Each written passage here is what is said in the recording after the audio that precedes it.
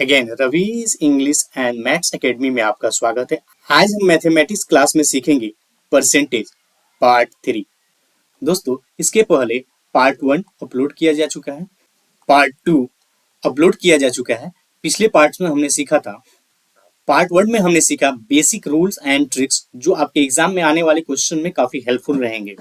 और percentage part 2 में हमने सीखा bank, SSC, BSSC, army, railway और इस तरह के एग्जाम में आने वाले प्रीवियस ईयर क्वेश्चन से रिलेटेड क्वेश्चंस हमने सॉल्व किया। दोस्तों पार्ट 2 में हमने ऑलमोस्ट 7 तरह के डिफरेंट टाइप्स के क्वेश्चंस को सॉल्व किए थे। तो दोस्तों यहाँ ध्यान दीजिएगा, परसेंटेज अरिथमेटिक्स का बैकबोन होता है। यदि आप चाहते हैं कि एग्जाम में आने वाले सभी अरिथमेटिक्स क्वेश्चन को आसानी से सॉल्व कर सकें तो आपको परसेंटेज पे पकड़ बनानी बहुत जरूरी है। तो वैसे बच्चे जिनकी पकड़ परसेंटेज पे बहुत कम है तो पार्ट 1 में जाकर बेसिक रूल्स और ट्रिक्स को जाकर सीख लें। और वैसे स्टूडेंट्स जिसके बेसिक रूल और ट्रिक्स क्लियर हैं तो पार्ट 2 से परसेंटेज की प्रैक्टिस शुरू कर दें। दोस्तों ध्यान दीजिएगा, ऑनलाइन जितने भी एग्जाम्स होते हैं उन सभी एग्जाम में कैसे एग्जाम्स में क्वेश्चन बनकर आते हैं उसे यहाँ बेसिक से लेकर एडवांस तक डिस्कस किया जाएगा। और दोस्तों प्रैक्टिस सेशन का सबसे खास बात यह है कि एग्जाम में आपको केवल क्वेश्चन और ऑप्शन दिखते हैं, तो हमारे प्रैक्टिस सेशन में आपको ऐसा ही देखने को मिलेगा। तो दोस्तों हमारे चैनल पे जितने भी प्रैक्टिस सेशन कराए जा रहे हैं उन सभी क्वेश्चन का प्रैक्टिस करना ना भूलें। और यदि प्रैक्टिस सेशंस आप अटेंड करते हैं तो एग्जाम में आपको परसेंटेज से कोई क्वेश्चन छूटने वाला नहीं है। तो चलिए आज का परसेंटेज पार्ट 3 का प्रैक्टिस सेशन शुरू करते हैं। तो दोस्तों चलिए question number 7 practice session part 2 से लास्ट क्वेश्चन लिया गया। क्वेश्चन नंबर 7 को दोबारा सॉल्व करते हैं ताकि आपकी रिविजन हो जाए। तो चलिए वीडियो को पॉज कर लिए और क्वेश्चन नंबर 7 को सॉल्व करने की कोशिश कीजिए। क्वेश्चन को सॉल्व करने के बाद अपना आंसर कमेंट बॉक्स में जरूर लिखें। ओके दोस्तों, जिन्हें सॉल्व किया उनके लिए गुड, और जिसने सॉल्व नहीं किया चलिए इस क्वेश्चन को मैं सॉल्व कराता हूँ। तो दोस्तों क्वेश्चन सॉल्व करने से पहले क्वेश्चन को समझना जरूरी है और क्वेश्चन में कोई एरर है या नहीं इसे हिंदी और इंग्लिश दोनों लैंग्वेज में पढ़कर देख लेना जरूरी है। देखते हैं क्वेश्चन नंबर 7। अगर किसी संख्या में 64 जोड़ने पर वह संख्या का 157.1/7% बन जाता है, संख्या ज्ञात करो। इंग्लिश वाले क्वेश्चन को भी पढ़ना जरूरी है। If 64 is added to a number, it becomes 157 integer 1/7% of the original number. Find the number. इस तरह के क्वेश्चन को पढ़ने के बाद सबसे पहले आपको ये जो परसेंटेज लिखा गया है इसकी फ्रैक्शन वैल्यू मालूम होनी चाहिए। कुछ इस तरह के परसेंटेज होते हैं जो बार बार एग्जाम में रिपीट होते रहते हैं, उसकी फ्रैक्शन वैल्यू आपको याद कर लेनी होंगी। तो इस तरह के फ्रैक्शन वैल्यू जो बार बार रिपीट होते हैं पार्ट 1 में एक चार्ट बना दिया गया है, उन्हें जाकर देख लें, वहां से याद कर लें। तो चलिए 157 इंटीजर 1/7% का फ्रैक्शन वैल्यू होगा। और दोस्तों इस फ्रैक्शन को देखने के बाद आपको कुछ पता चल रहा है? हाँ जी पता चल रहा है। क्या पता चल रहा है? कि इस 11 और 7 में 4 का डिफरेंस है। ये डिफरेंस कहां से आया? तो क्वेश्चन में कहा जा रहा है if 64 is added to a number, 4 equal हो सकता है 64 के। यहां से हम सॉल्व करके 1 की वैल्यू निकालेंगे तो 16 4 जा 64। क्या यह मेरा आंसर हो गया? बिल्कुल नहीं, हमें निकालना है ओरिजिनल नंबर। और ओरिजिनल नंबर हमारा क्या है? तो इस फ्रैक्शन में जो नीचे का अंक होता है वही मेरा ओरिजिनल नंबर होता है। तो 7 यहाँ ओरिजिनल नंबर है और 7 की वैल्यू जब हम निकालेंगे 16 में जब हम 7 से मल्टीप्लाई करेंगे ओरिजिनल नंबर निकल कर आएगा 112। यानी C is the right answer for this question. तो दोस्तों यहाँ ध्यान दीजिए, जब भी आपको क्वेश्चन की प्रैक्टिस करने के समय दिया जा रहा है तो वीडियो को पॉज करके क्वेश्चन को सॉल्व करने की कोशिश कीजिए, क्योंकि दोस्तों क्वेश्चंस का केवल सॉल्यूशन देखने से आपका मैथ स्ट्रांग हो जाएगा? बिल्कुल नहीं। मैथ्स को स्ट्रांग करने के लिए आपको प्रैक्टिस पे फोकस करना होगा। तो जब भी आपको प्रैक्टिस करने के लिए टाइम दिया जा रहा है तो क्वेश्चन की प्रैक्टिस करें, फिर उसके बाद सॉल्यूशन को देखें। तो नेक्स्ट क्वेश्चन है आपके स्क्रीन पर क्वेश्चन नंबर 8। तो दोस्तों वीडियो को पॉज कीजिए और क्वेश्चन नंबर 8 को सॉल्व करने की कोशिश कीजिए। अपना आंसर कमेंट बॉक्स में जरूर दें। ओके दोस्तों, जिसने क्वेश्चन को सॉल्व किया उसके लिए वेरी गुड, और जिसने सॉल्व नहीं किया चलिए क्वेश्चन को सॉल्व करना शुरू करते हैं। तो क्वेश्चन नंबर 8 क्वेश्चन नंबर 7 के पैटर्न पर है। अगर किसी संख्या में 80 जोड़ने पर वह संख्या का 125% बन जाता है, संख्या ज्ञात करो। इंग्लिश वाले क्वेश्चन को भी पढ़ना जरूरी है। If 80 is added to a number, it becomes 125% of the original number. Find the number. दोस्तों जैसे आपको क्वेश्चन नंबर 7 में बताया गया, इस तरह के क्वेश्चन को सॉल्व करने से पहले ये परसेंटेज जो दिया गया है इसकी फ्रैक्शन वैल्यू आपको मालूम होनी चाहिए। तो यहाँ परसेंटेज क्या दिया गया है? 125%। 125% का फ्रैक्शन वैल्यू क्या होता है? तो इसकी फ्रैक्शन वैल्यू हो जाएगी 5/4। तो दोस्तों इस फ्रैक्शन को देखने से आपको कुछ पता चल रहा है? जी सर, बिल्कुल पता चल रहा है। यहाँ 5 जो है 4 से 1 अधिक है। और क्वेश्चन में बोला जा रहा है if 80 is added to a number, यानी 1 जो है इक्वल हो सकता है 80 के। अब यहाँ हमें 1 की वैल्यू नहीं निकालनी है, क्योंकि 1 की वैल्यू डायरेक्ट निकली हुई है। तो दोस्तों 4 की वैल्यू निकालेंगे, 4 से मल्टीप्लाई करेंगे, ओरिजिनल नंबर निकल कर आएगा 320, यानी D is the right answer for this question. अब नेक्स्ट क्वेश्चन को सॉल्व करते हैं। क्वेश्चन नंबर 9 आपके स्क्रीन पे है। वीडियो को पॉज करके क्वेश्चन नंबर 9 को सॉल्व करने की कोशिश कीजिए और अपने आंसर कमेंट बॉक्स में दीजिए। क्वेश्चन नंबर 9 क्वेश्चन नंबर 7 और 8 के पैटर्न पे है, तो क्वेश्चन को सॉल्व कीजिए। तो जिसने सॉल्व किया उसके लिए वेरी गुड, और जिसने सॉल्व नहीं किया तो घबराने की बात नहीं, रवि सर है यहाँ। चलिए क्वेश्चन नंबर 9 को सॉल्व करते हैं। क्वेश्चन नंबर 9 क्वेश्चन नंबर 8 और 7 के पैटर्न पे है। तो चलिए क्वेश्चन नंबर 9 सॉल्व करना शुरू करते हैं। अगर किसी संख्या में 930 जोड़ने पर वह संख्या का 444.4/9% बन जाता है, संख्या ज्ञात करो। इंग्लिश वाले क्वेश्चन को भी पढ़ना बहुत जरूरी है, क्योंकि एग्जाम के दौरान इंग्लिश वाले क्वेश्चन को हमेशा करेक्ट माना जाता है। तो if 930 is added to a number, it becomes 444 integer 4/9% of the original number. Find the number. इस परसेंटेज का फ्रैक्शन वैल्यू आपको मालूम होनी चाहिए। फ्रैक्शन वैल्यू हो जाएगी 40/9। और दोस्तों देख रहे हैं यहाँ 40 जो है 9 से 31 अधिक है। और दोस्तों ये 31 बराबर हो सकता है किस अंक के? तो क्वेश्चन में कहा जा रहा है अगर किसी संख्या में 930 जोड़ने पर, तो यहाँ 930 के बराबर हो सकता है। यहाँ से हम 1 की वैल्यू निकालेंगे, 31 से डिवाइड करेंगे, निकल कर आएगी 30। और हमें फाइंड आउट करना है 9 की वैल्यू, क्योंकि ओरिजिनल नंबर मेरा 9 है। 9 की वैल्यू निकलेगी 270। ऑप्शन में कौन सा ऑप्शन सही है? सी, यानी C is the right answer for this question. तो चलिए दोस्तों बिना टाइम वेस्ट किए नेक्स्ट क्वेश्चन देखते हैं।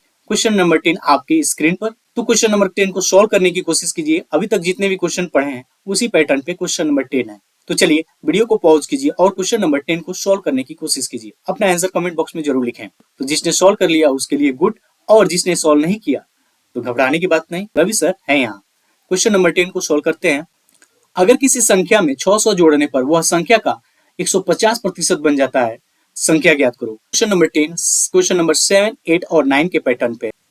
If 600 is added to a number, it becomes 150%। 150% का फ्रैक्शन वैल्यू होगा 3/2, यानी ओरिजिनल नंबर 2 से यहाँ 3 1 अधिक है, और ये 1 बराबर हो सकता है 600 के, क्योंकि संख्या में 600 जोड़ने पर वो 150% बन जाता है।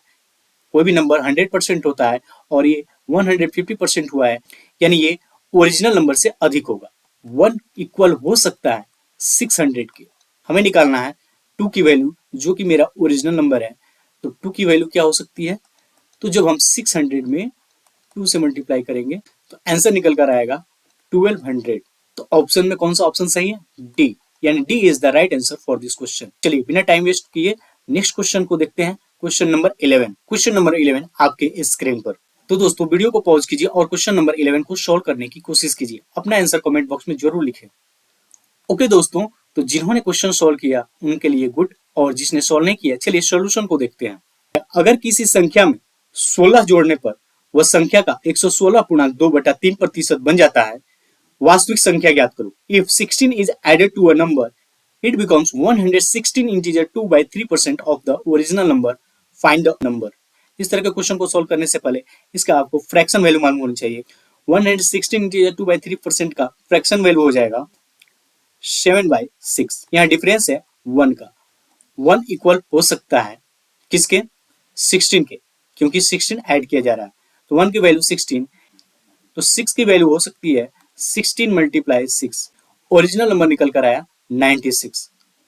और ऑप्शन में मेरा कौन सा ऑप्शन सही है? यानी option A is the right answer for this question. Okay students, तो चलिए नेक्स्ट क्वेश्चन आपके स्क्रीन पर, क्वेश्चन नंबर 12। वीडियो को पॉज कीजिए और क्वेश्चन नंबर 12 को सॉल्व करने की कोशिश कीजिए। ओके दोस्तों, तो जिसने क्वेश्चन सॉल्व कर लिया उनके लिए गुड, और जिसने सॉल्व नहीं किया चलिए क्वेश्चन को सॉल्व करना शुरू करते हैं।